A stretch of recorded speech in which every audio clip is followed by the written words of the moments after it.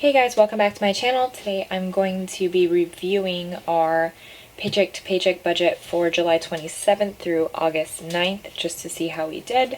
This is the second week back into budgeting after my 2 to 3 month hiatus with it. So we're still kind of getting back into the groove of things. So I'm going to go ahead and go over how we did. Alright, so let's see, paycheck. Okay, so this is how much we got paid. We budgeted, I'm going to zoom you in, sorry. Wrong way. Alright, hope that's better. Okay, so we budgeted $1,700 for my husband's income, like usual, nothing for mine since I only work part-time, and it fluctuates based on how I'm feeling as far as health-wise. So he got $1,886, 70, and I brought in $229.03, which is, let's see, 1886 70 plus 229.03, which is 2,115.93 minus that 1,700. So we brought in $415.93 more than budgeted. $415.93. And if you watched my last video, you might be able to tell that this looks a little bit different than the numbers from the last video. So this is the one I did last video, but as I was editing, I realized two things. One, I forgot to add this carryover amount into it, so my totals were wrong. It said, I had 771.20, and in reality it should have had that 220 in it, so it would have been 991.25. And then there was another mistake. Apparently when I was typing in this 98.51 for my husband's pocket money, I did, I think, like 95.51, and so that threw it off a few dollars. And since it drove me nuts last time that I was off a few dollars, I went ahead and changed it and redid it. And one of you guys actually, probably more than one of you guys noticed it, but one of you guys actually commented on that messed up. Samantha, she caught me on that and let me know that mistake was there. I had already caught it when I was editing, I just didn't feel like re-recording the video. So anyhow, just in case you're wondering and noticed that the numbers weren't the same as they were last time, that would be why. So I'm going to go ahead and use the one I redid since that one has the correct numbers. But that was just a little side note since I did have to redo those papers. So anyhow, so income, let's go with expenses. These are our fixed bills and sinking funds and things like that I have. Our pest control is actually a sinking fund, but I make it kind of like a mandatory sinking fund as if it's a bill every month. That way the little chunk isn't painful when it comes, even though that's not that much of a bill. I like to have a sinking fund for that since I know it's coming every quarter. So $33. My mortgage was 73, I wish. 733.05. Electric was definitely 125. Health insurance 25.80, and Netflix 11.95. So this is the exact same as what I budgeted, so I'm just going to carry that number over, which is 928.80. These are just the exact same amounts, and they were all paid. Alright, so for the variable, which is the part that actually has more bearing in our day-to-day, because that's where our discretionary spending is. So groceries, let's see, we walked away with, here's the expense tracker thingies that I use, and if you want to purchase, link down below. Anyhow, so we spent every cent of it, so we had nothing left, and so we spent the $325. Technically we spent over $325, but it came It was this Trader Joe's right here, and it was for $194.29. I put some of it into our expense tracker. The rest of it I pulled over into miscellaneous, and it really, again, should have been in that bulk sinking fund that I'm starting, but since it's not really full yet, it doesn't have a lot in it, and I had a lot of extra money in the miscellaneous, I figured I'd just take it out of miscellaneous, rather than maxing out, or like taking everything out of that sinking fund for right now. So that was that. Let's see. Restaurants, we had $3.90 left over. And gas, we had $66.79 left over. $66.79. Red box, we had $7.86 left over. My husband got a haircut, so that's $3 left over for personal care. My pocket money, alright, I had a whopping $3.59 left. And let's see, my husband got 1 cup of coffee. That's what he spent his money on. So he has $97.02 left. $97.02. And for miscellaneous, we had $427.48 left over, and that's with, where's the Trader Joe's? And that's with my taking out some of that money for Trader Joe's. So $427.48 is what we had. $427.48. Alright, so I'm going to see how much we spent in each category. So that's just the balance of what we had left over. So I'm going to take the $25 that we had for restaurants and subtract the $3.90, which means we spent $21.10. For gas, $125 minus what we had left of $66.79 is $58.21. For entertainment, let's say it was just $214 because it was just one red box rental. Personal care, it was my husband's haircut, which is $17. And so my spending money, I had $67.60. And then I had $3.59 left over, which means I spent $64.01. $64.01. And then my husband had $98.51 and $97.02. So he spent $1.49.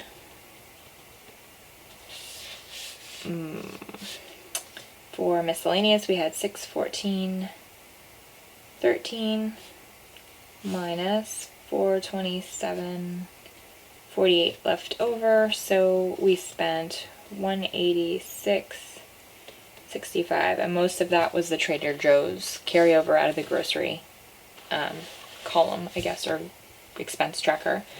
I'm going to add up these numbers here. Actually, let me do the carryover first. So groceries, we have nothing to carry over. Restaurants, I typically don't carry that over, so I'm not going to do that. Gas, we don't typically carry over. Entertainment, I am going to carry over the whole $786. Personal care, we don't typically carry over. My whopping $3.59 I'm carrying. My husband's $97.02 will be carried over. And we'll carry over the miscellaneous, I guess. That's a lot to carry over. But for now, we'll see if that changes in the next budget. Okay, so I'm just going to add up my columns here. So actual spent was $325 plus $21.10 plus $58.21 plus $214 plus 17 plus 64.01 plus $1.49, and last $186.65. So we spent $675.60 of our variable money. That's not including the bill part of it. So let's see how much we're under budget. I guess I can just subtract these two numbers. 1,285.24 minus what we spent, which was $675.60. So theoretically, if I did that all right, we were under quote unquote budget for $609.64. Just out of curiosity's sake, I'm just going to check and see if my math was right. So 390 plus 66.79 plus 786 plus 3 plus 359 plus 97.02 plus 427.48. 609.64. Okay, so that all adds up correctly. I'm going to add over the carryover amounts, which will be needed, I guess, next paycheck to paycheck budget. 786 plus 359 carrying over from my pocket money. 97.02 gets carried over from my husband's pocket money, and 427.48 gets carried over from miscellaneous. So 535.95. Alright, so those, if you can even see them, those are the numbers for this paycheck to paycheck. So what I'm going to do is go back here and fill in some dates. The 27th through the 9th. So 7/27 through 8/9. Alright, total fixed bills budgeted was $928.80. $928.80. That was also the actual, so I'm going to go ahead and fill that out now. Alright, total variable expenses budgeted was $991.25. So $991.25. Total variable expenses actual was $675.60. Right? That's the right column, right? Yeah, $675.60. $675.60. Alright, so let me do some adding. Alright, $928.80 is what our budgeted fixed expenses were, plus $991.25, which was our budgeted variable expenses. So that's $1,920.05. And actual was $928.80 for fixed and $675.60 for variable. So $1,604.40. So total income, and that's my total income for the month, or not for the month, for the pay period, plus that $220.05. So our budgeted was $1,700, and then plus $220.05 is $1,920.05, which is exactly what it should be since this is an every dollar budget. So that number should always equal that number. Last review of my paycheck, it was off by like $3, and I honestly didn't want to go through the entire thing just to find the $3. But theoretically, that's what it's supposed to be. That should equal that each time. Minus the total budgeted expenses is $1,920.05, which equals 0 because it's an every dollar budget. Total income plus the carryover actual was the 2,115.93 plus that 220.05 that was carried over, 220.05. So actual was 2,335.98.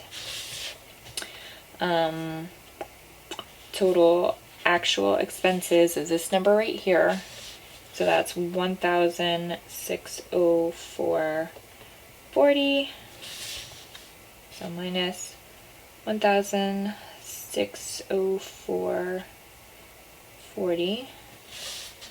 So that's 731.58.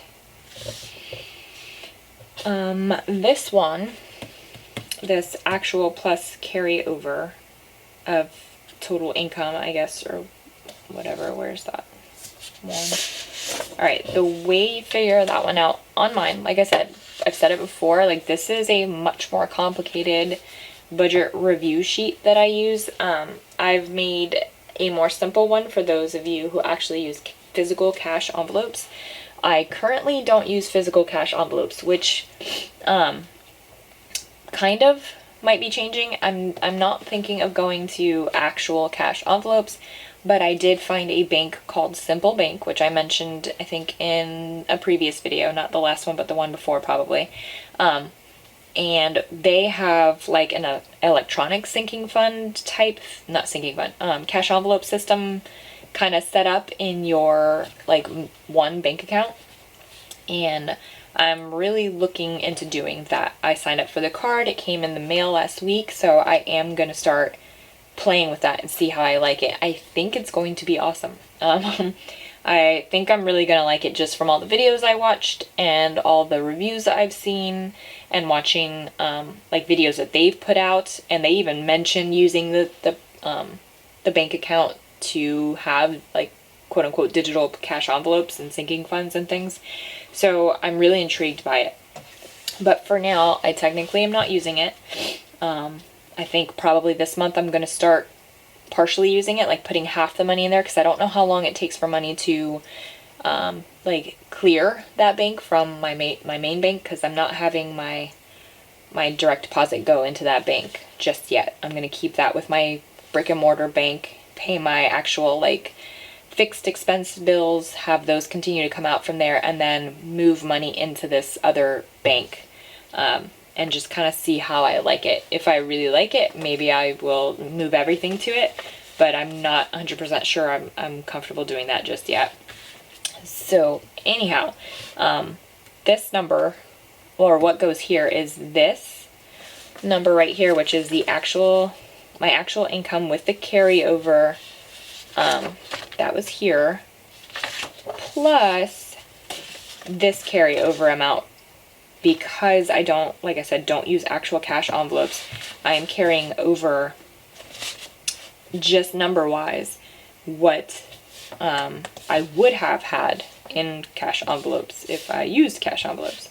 So, like I said, it would be a lot easier for these videos and in general if I did actual cash envelopes. So I might be moving that way just because I think that bank account thing is going to be pretty awesome. Oops. I wrote a 6 instead of a 2, and that's why I love these friction pens.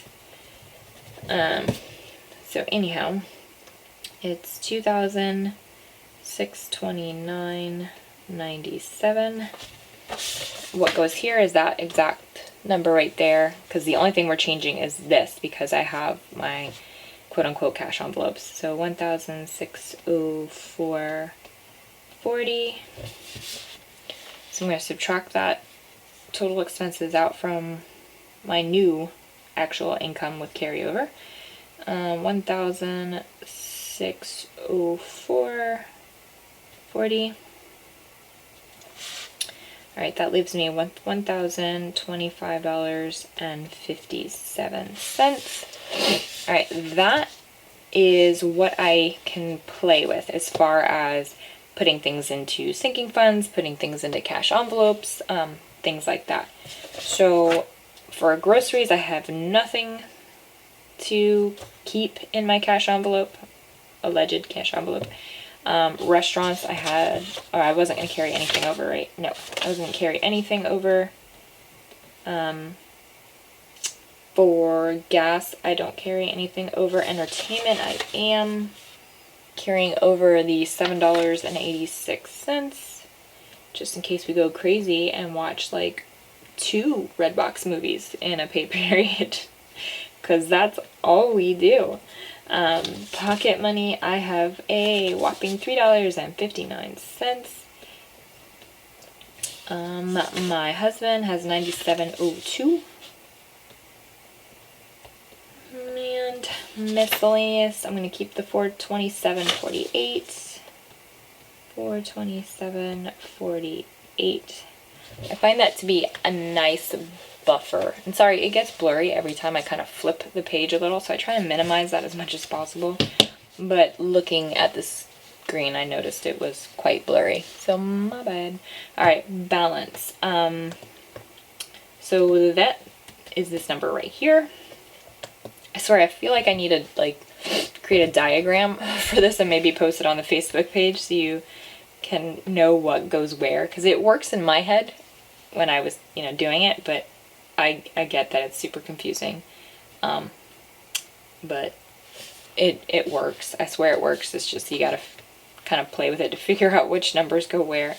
So this was 1,000, I don't know why I put that in the calculator, $1,025.57. Okay, I don't need to add that up because I already added it up. It's $535.95. So that's $535.95. That is that all added together, since I already had that added on the other side. So $1,025.57 minus the $535.95 I'm keeping in my hypothetical cash envelopes leaves me with $489.62, and that is to put into sinking funds and my emergency fund, and if I had any debt left in my debt snowball, that's where that would go. I don't have anything that I need to carry over as far as for bills for my next pay period, because my next pay period, where's my little sheet? My next pay period doesn't have big bills in it. My next pay period is from the 10th through the 23rd, which is from here to here, so it's really not that bad.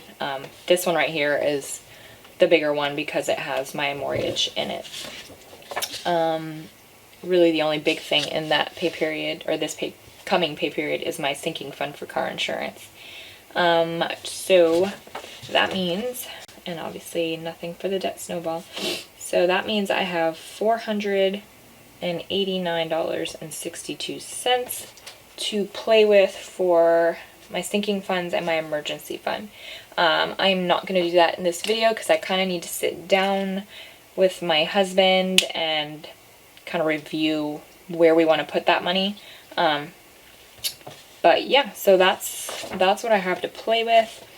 So if you see, just for the sake of figuring stuff out, we had $415.93 extra as far as income, and out of with that left us $489.62 to play with, to put into my sinking funds and stuff. So we were, even without the extra income, we were technically under budget in total. Not a ton, but like $60, $70 or whatever. And that would have $60 or $70 would have gone somewhere. But the $482.62, I can split between these, and I need to go heavier on the emergency fund because I really want to get out of baby step 3. Honestly, to me, baby step 3 is kind of boring. it's just, doing your fully funded emergency fund, which is absolutely necessary, and that's why I'm not obviously going to skip that baby step. I think it's really important to have. But to me, the fun part of the whole, Dave Ramsey debt snowball and everything is the paying off the debt part. And since baby step 2 is over for me, the next one is paying off the mortgage. And so once I get out of baby step 3, I can start paying down my mortgage, which to me is the exciting one. And when we get to that one, I know I'm going to kind of throw everything I have at it. And I should be doing that with baby step 3 because that's how I get to that one. But for some reason, there's the psychological thing where I'm like, I'm just saving money, as opposed to I'm knocking out debt.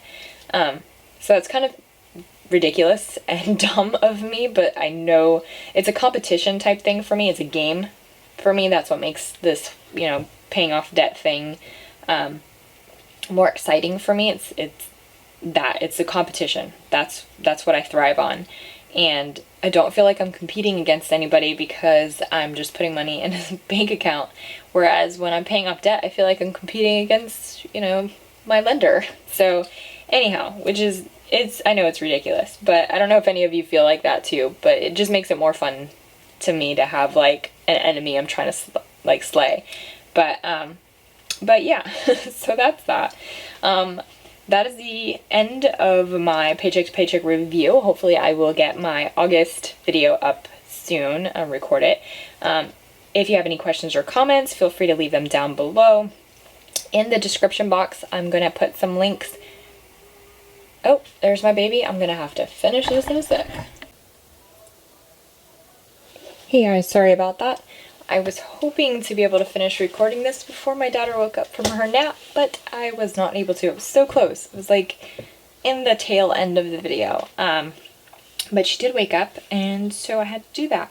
So anyhow, I'm pretty sure what I was saying was that I'm going to leave some links in the description box below to the Facebook group and the Facebook page that I created. It's quite small right now because I just started it.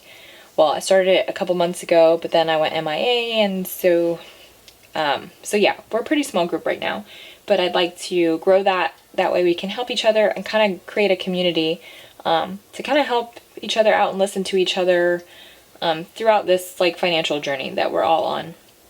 So if you have any questions or comments, you can leave them down below, or in the Facebook group, you can always message me to get a hold of me if you have any questions. If you have any video requests, feel free to leave those either in the comments below or at the Facebook group. I have had requests to do a video on how we got out of our, I want to say probably $80-something thousand worth of debt. 50-ish of that was credit card debt. I am going to do that. I have pulled out all of my paperwork. I kept all of it. I kept all of my insolvency paperwork that I did for the tax returns after the fact. So I have all of that. It's just a lot to go through. So I am planning on doing that. But if you have any other requests for any kind of videos, feel free to let me know. The other thing I'm thinking of doing, and let me know if this is something you guys would be interested in seeing, is videos on the GTD system. I don't know if, I'm sure some of you have heard of it. I don't know if all of you have heard of it. It's somewhat new to me. I just finished reading that book, his first book, about maybe a week or two ago. Probably like 2 weeks ago. I just started reading his second book. I love it. I'm absolutely in love with it. It's by David Allen, and it is called Getting Things Done. Well, the first book is. And it really, I really think it's going to help my scattered brain kind of figure things out. And but yeah, so I'm thinking of doing videos on that. So let me know in the comments below if that's something you'd be interested in. I'm also going to link the book, an Amazon link to the book. Check it out. Like, even if you have to get it from the library, which is what I did, I'm going to buy the book because I want to be able to refer back to it. But I wanted to see if I had any interest in it first, so I checked it out of my local library, and it was awesome. So yeah, so I'm going to leave that down below. I don't know if you can hear, but my daughter is awake and wants some water, so this video needs to be over because back on mommy duty. But yeah, so I will hopefully get my August budget up soon, and I will see you then. Thanks so much. Have a good one. Bye.